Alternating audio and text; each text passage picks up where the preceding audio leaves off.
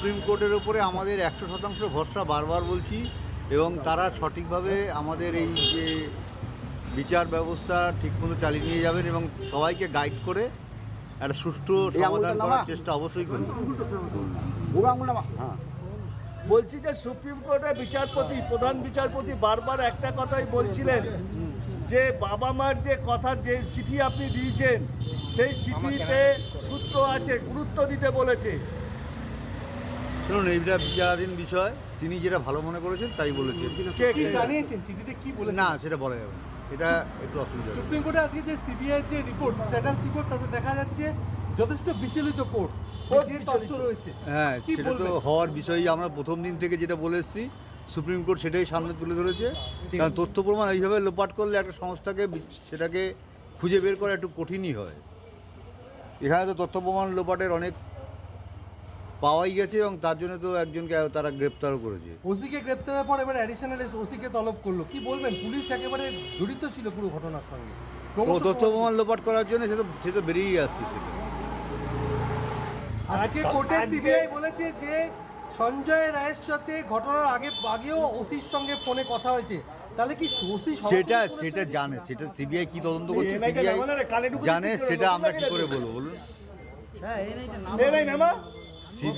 CBI যা বলছে, CBI এর কথা বলছে, সিবিআই কি করছে আমাদের তো বলছে না, আমাদের শুধু বলছে আমরা আমাদের সাধ্যমতো চেষ্টা করছি যাতে সমাধান করতে পারি। গতকাল যে ছাত্রদের সঙ্গে বৈঠক হলো জুনিয়র ডাক্তার, তাতে দেখা গেল বিনীত গোয়েলকে সরানো হলো, ডিসি নর্থকে সরানো হলো। এই ব্যাপারে আমি একটাই কথা বলবো, যারা যারা এই আমার মেয়ের হত্যার সম্বন্ধে জড়িত আছে তারা প্রত্যক্ষ এবং পরোক্ষভাবে যারা জড়িত বা যারা প্রমাণ লোপাটের জন্য যারা জড়িত, সবাই যেন তদন্তের আওতায় আসে এবং সবাইকে যেন শাস্তি পায়। কারা তারা, কারা সে তো দেখতেই পাচ্ছেন আপনারা, কারা আস্তে আস্তে বেরোবে, ক্রমশ প্রকাশ। এগুলো তাড়াতাড়ি জানার চেষ্টা করলে কি করে হবে? তারা ওসি বেরোলো, তারপরে আজকে জয়েন্ট সিপি, তাই তো? না না না, অ্যাডিশনাল ওসি।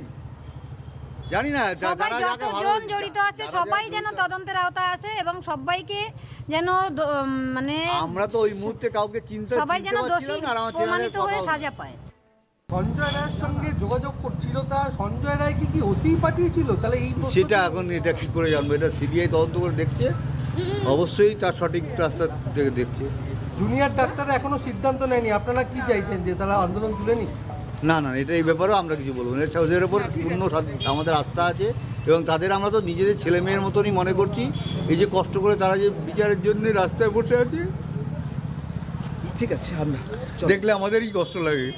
আজকে আপনারা বিনীত গোয়েলের ভূমিকা নিয়ে প্রশ্ন তুলেছেন, আজকে সেগুলোই তো রাজ্য সরকার ঘুরপথে মান্যতা দিল, পিছু উঠলো রাজ্য সরকার। এটা কি বলবেন যে প্রাথমিক জয় এটা?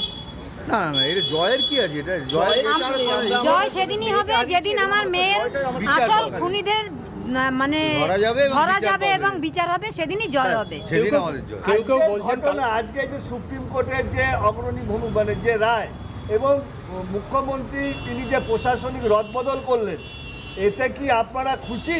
আমাদের খুশি নেই, আমাদের খুশি হতো যদি আমাদের মেয়েটা ফেরত আসতো, সেটাই খুশি হতো। আমরা কোনো কিছুতে খুশি বা আনন্দের কোনো ব্যাপারই নেই। ব্যাপার একটাই, সুপ্রিম কোর্টে দেখাচ্ছে যে খুব উদ্বিগ্ন তারা মেয়েদের নিরাপত্তা নিয়ে কর্মস্থলে। সেটা আজকে একটা ঘটনা পূর্ব বর্ধমানে দেখতে পাচ্ছেন আপনি। আজকে একটা মেয়েকে আমি হারিয়ে ফেলেছি, তারপরে ওনাদের টনক নড়বে?